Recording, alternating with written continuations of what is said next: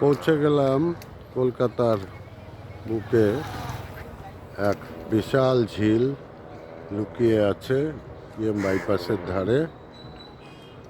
আগে এখানে এই বাড়িটি দেখছেন, এখানে ভাড়া দেওয়া হতো, পিকনিক হতো, লোকে থাকতো এবং এই লেকে বোটিং হতো। এখন সব বন্ধ হয়ে গেছে। সরকার থেকে যদি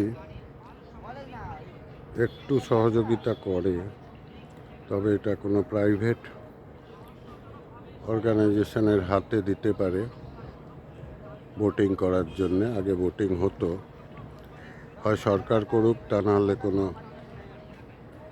প্রাইভেট সংস্থাকে দিক, ভীষণ ভালো চলবে।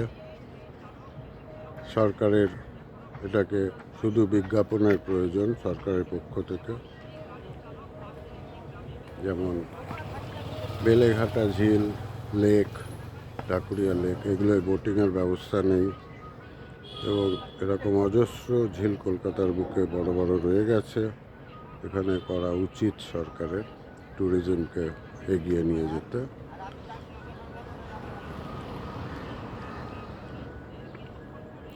সুন্দর জায়গা, সুন্দর পরিবেশ, প্রচুর খাওয়া দাওয়ার দোকান আছে, আসা যাওয়ারও খুব সুবিধা।